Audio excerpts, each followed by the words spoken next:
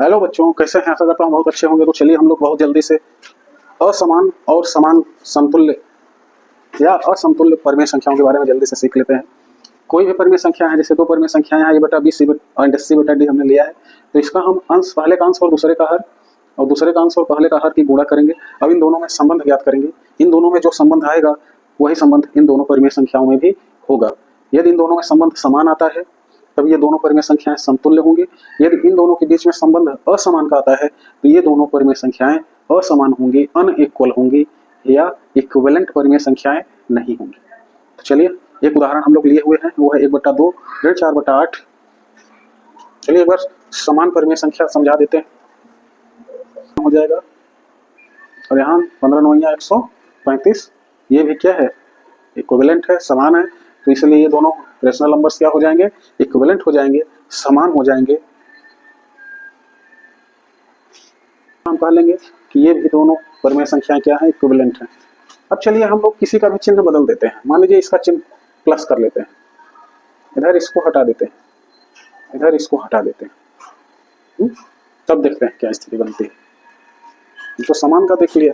अब देखिए हम लोग असमान परिमेय संख्या की चर्चा कर रहे हैं। इसका गुणा किए, ऋण 8 आया, इसका और इसका गुणा करेंगे तो क्या आ जाएगा? 8 आ जाएगा। इस स्थिति में जब हम इन दोनों में संबंध देखेंगे तो ऋण 8 और प्लस 8 आ रहा है जगह, तो ये क्या है? असमान है। तो अब हम इस स्थिति में कह पाएंगे कि ये दोनों परिमेय संख्याएं असमान है, मतलब अनइक्वल है। इसी तरह से यहाँ ये 5 27 के बारे में देखिए, 5 और -27, लेकिन हम यहाँ हटा दिए हैं। ये ऋण 5 है 27, ये -135 आ जाएगा। 15 9 135, यहाँ ऋणात्मक है, यहाँ धनात्मक है, क्या हो गया? असमान हो गया।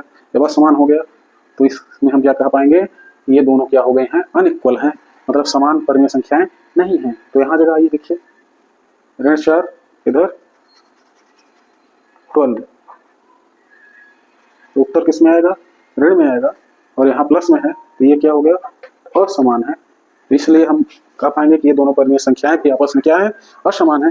कुल मिलाकर के इन शॉर्ट समझिए, इन दोनों में जो संबंध आएगा एडी में और बीसी में, यही निर्धारित करेगा कि ये दोनों परिमेय संख्याएं क्या है? इक्वल है कि अनइक्वल है। ओके, इक्वल है कि अनइक्वल है। ओके, और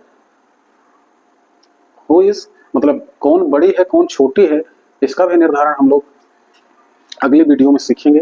तब तक के लिए bye bye, good night, thank you.